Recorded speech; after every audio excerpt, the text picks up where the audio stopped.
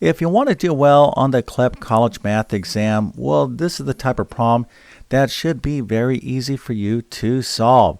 All right, so let's go ahead and take a look at it. This is 2 over 1 minus the square root of 3. And we can't leave this the way it is because we have this irrational number down in the denominator. So let's take a look at a simple example here to kind of better understand the problem.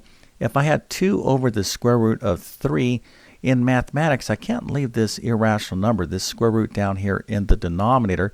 So I have to do something called rationalizing the denominator. I have to multiply both the numerator and denominator by the square root of 3 to get rid of this square root down here in the denominator. And that's more or less what we have to do right here. But in order to do this, we're going to have to use something called the conjugate. All right, now if you think you know the answer, go ahead and put that into the comment section. I'm going to walk through the full solution here in just 1 second. And if you want a fantastic way to get fully ready for the CLEP College Math exam, make sure to check out my CLEP College Math test prep course. You can find a link to it in the description of this video.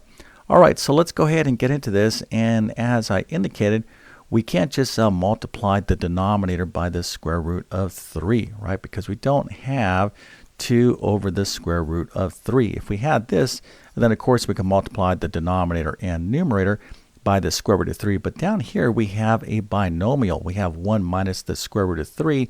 So that means we have to use something called the conjugate. All right, so this is a binomial. In other words, there's two things here. We have 1 minus the square root of 3. And the conjugate of 1 minus the square root of 3 is going to be the exact same numbers, but the opposite sign. So instead of 1 minus the square root of 3, 1 plus the square root of 3 is its conjugate. All right, and the conjugate of this would be this. All right, so what we're going to do is multiply the denominator and numerator by its conjugate. All right, so we have 2 over 1 minus the square root of 3.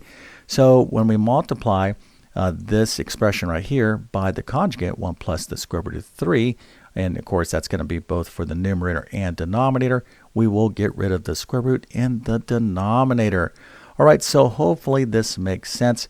And now it really comes down to the number crunching, and let's go ahead and do that right now. All right, so we'll start with the numerator because this is super easy. Now remember, when you multiply fractions, you're simply going to multiply the respective numerators and denominators. So this is going to be 2 times 1 plus the square root of 3.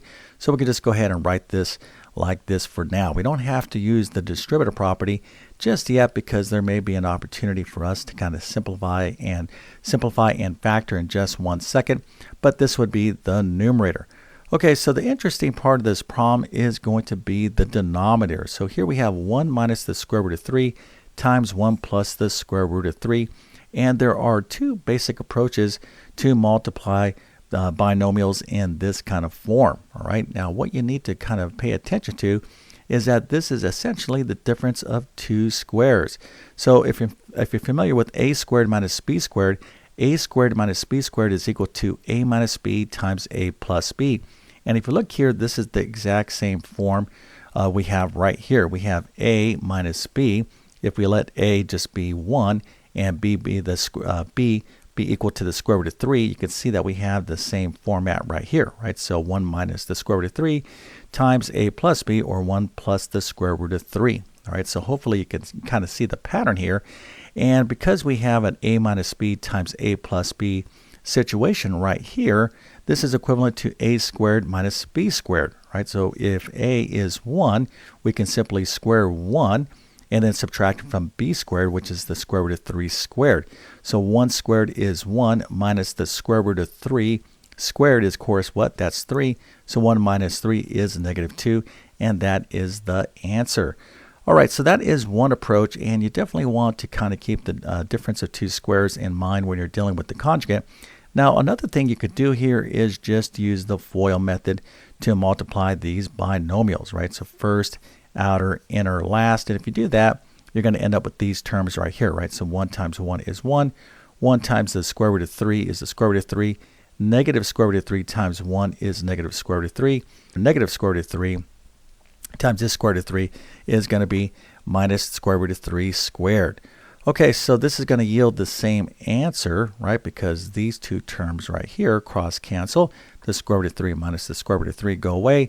So I'm left with 1 minus the square root of 3 squared. Of course, the square root of 3 squared is 3. So this gives me 1 minus 3, which of course is negative 2. All right, so that now is our denominator. Okay, so now we got rid of the square root down here in the denominator, and that is now negative 2, and our numerator is 2 times 1 plus the square root of 3. But we're not quite done yet. This is a good answer, but it's not fully simplified because we can take this negative 2 and multiply it or divide it into this 2. That gives us negative 1. And then finally, we can distribute that negative sign into these terms. So this is going to be negative 1 minus the square root of 3. And this would be our final answer.